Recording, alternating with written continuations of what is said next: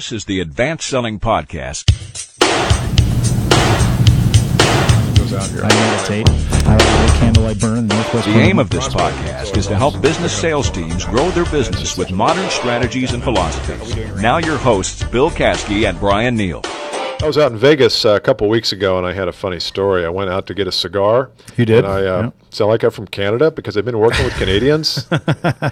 And I went out to get a cigar, and I asked the guy at the hotel, he was like the bell guy, and I said, where is the closest place to get a cigar? And he goes, well, the best place I can tell you is in the casino. Go down here, take a ride. It's a place called Hasselhoff's.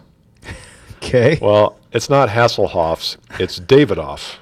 Davidoff is a cigar, or Davidoff. I'm not sure how it's pronounced. Yes, but he pronounced it Hasselhoff, and I'm thinking. Was Hasselhoff laying passed out right before you walk? You had to step over him to get in, eat a couple cheeseburgers, calling his daughter. Oh, because when he said that, I thought, poor fella, something just doesn't. Maybe there is a Hasselhoff. Well, the whole chain is called Davidoff. Anyway, that's very funny. Yeah, I love that. So, but no sighting of Hasselhoff. I didn't see him, but I wasn't probably hanging out where he hangs out. Any other famous people, Vegas? See anyone famous? We weren't even on. Are you serious? Oh shit! Let's try it again. Well, it can't be that funny next time. Yeah, I can. Let's go.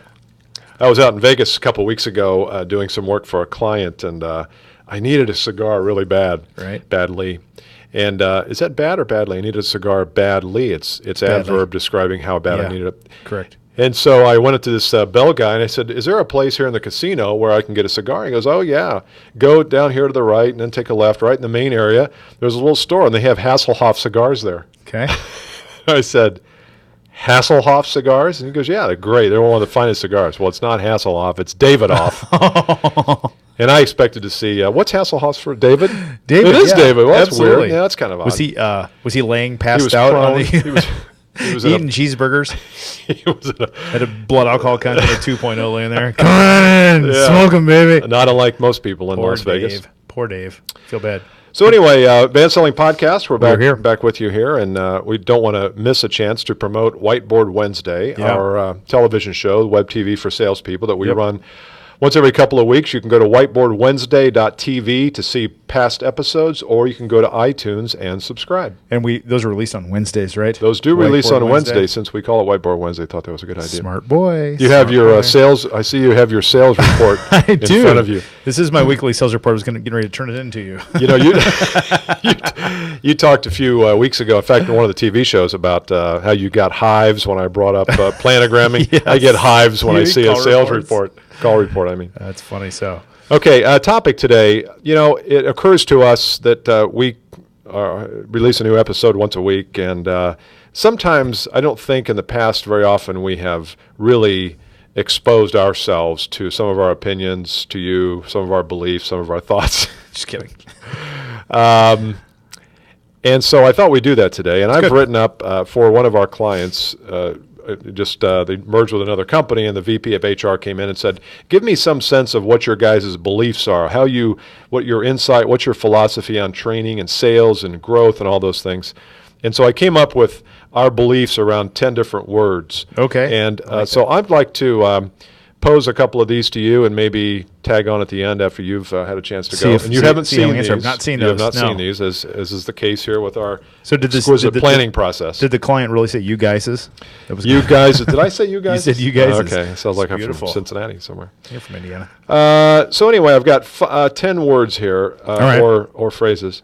So what, Bryan, do you believe about competition? When one of your clients brings up, you know, Bryan, how do I compete against X? God, my competition's eating my lunch. You must have some philosophy about the whole concept of competition. I do. This is very good. And we've not prepped for this. No. So this is going to be good conversation. Yeah. This may be good for us. We'll just keep this internal. We might differ on some of this. Here's my view on competition. All right. Number one must accept that nature is a competitive place. No matter if you're talking about, bumblebees germinating flowers and things like that, and seeds and cells and everything, the weak get eaten. It's a competitive place. That natural law says it's competitive. It's the law of the Serengeti. It is. Serengeti Plains. You know, if you're a gazelle or a lion, too bad if you're a gazelle. Sorry about your luck, but that's the way God made us all. So I embrace the idea of competition as a natural force in the universe. Very natural. Now, I personally, I approach competition. My philosophy behind it is to compete against myself, which sounds somewhat cliche because there are a lot of coaches that hold that out to say you compete against the game itself or against your own performance. Correct. And if you continue to improve your own personal performance, that the competition between the opponent will take care of itself in the end. And that is typically my thank you. That's typically my approach to competition. I feel like when people get too wrapped up into beating the person across the table, especially in the sales game, they lose sight of what's important, which is really focusing on the customer themselves. Bingo. And so that, to me, is the essence of my view of competition when it comes to sales. It's very similar to mine. I don't know how to improve that. It's unimprovable. You don't have to. I think we spend too much time, but I will give it a shot. Please. I think we spend too much time worrying about the competitive vendor and not enough focus and attention on what's the problem the customer has. Yeah. And chances are they're also focused on their competition, which in this case might be us. So what a refreshing way to look at it. I've even got one client who's in the advertising agency business, and sometimes he'll run into situations where they'll say, let me tell you who else you're competing with for this job. Yeah. And he always stops him and says, look, I don't want to know. I don't want to know because it really is irrelevant who I'm competing against. Yeah. I'm more interested in how can we help you and how can we bring a solution to the table that may be exactly the same or may be totally different. But if I start knowing too much, then I'm going to start to craft my solution based on that rather than the problem. Yeah, that's very good. You want to do another one? I would love to. All right. Maybe even two more. Okay. Here's a lightning rod one. Money. That's a big one. Ooh, that's big. You want to do this one now, or you want to just start it? Yeah, I can go. Just generally money. My philosophy on money. Yeah. Okay. I believe money to be an emotional, etheric force, if you will, as opposed to a physical thing. I believe it to be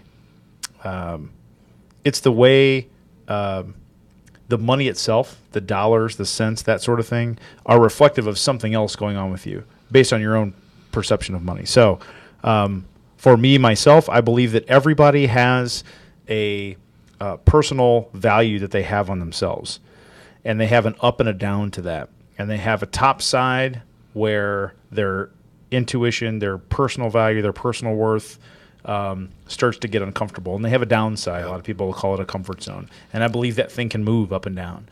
And I believe it moves up and down based more on choice and based more on feeling and energy than on anything externally economic driven to a market, which is probably a better way for me to say what I was trying to say earlier. So what that means is if I say $5 million, is that a lot or a little money? And if we were talking about earning $5 million a year, is that a lot or a little? To me, right now in my life, that's a lot, right? To Warren Buffett right now, that's a little. To someone playing pro football, that's medium. Mm-hmm. You know what I mean? So, or maybe upper third. So to me, I draw and I attract whatever I feel is my current state of where I am, and I'll typically perform to that. Then I've got to be aware enough to move it up or move it down. So you're talking about money there from the income standpoint. Yes, yeah. That's money coming in. Yeah. When I teach this to clients, I talked about I put it in the frame of scripting, money scripting, and I teach an internal and an external. What I just gave you was the internal script. Okay. Yeah. Okay. Yeah. I know if I'm a salesperson and $100,000's a lot to me, and my income starts to track to 150, I am gonna pull off the pedal almost 100% of the time. And if I'm used to making 80 and my income's on track to make 40, I'm either gonna put my resume together and get another job or do something else. Mm-hmm.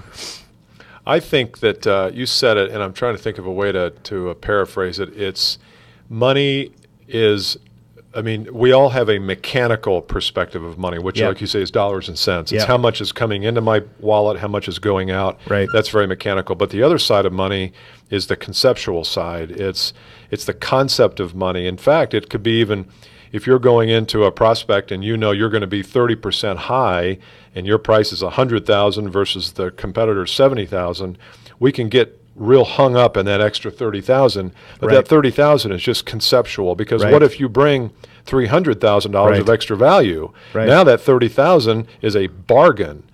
But if we look too mechanically at things, I think we let money get in the way, not only the income of money, but also how we justify money to our customers and prospects. Yeah, absolutely. So and I also believe there's a place where on the external side of it, so the external money script, most of us are taught not to talk about it. We have to get, first of all, okay talking about it, and then we have to know where we play within the ups and downs or the high and the low of it, meaning I never want to go below a place where I'm just leaving where it's a bad deal for me economically, when a lot of salespeople are guilty of that. And then on the flip side, I never want to do, we had a friend of ours who used to say, don't let your ego get in front of your wallet. There's a time when it's okay to come down to get a deal done and invest in a long-term relationship as opposed to holding firm and keeping pride behind my price, if that makes sense. Yeah, I also think I just had a situation today on a call with a client where they're actually competing with someone who is free. And the way this free company gets paid is they get paid by another vendor. That's sort of a convoluted way. But they make money. They make plenty of money. But to the end user, they don't charge anything. Yeah. And so my client's in there trying to charge $10,000 versus free.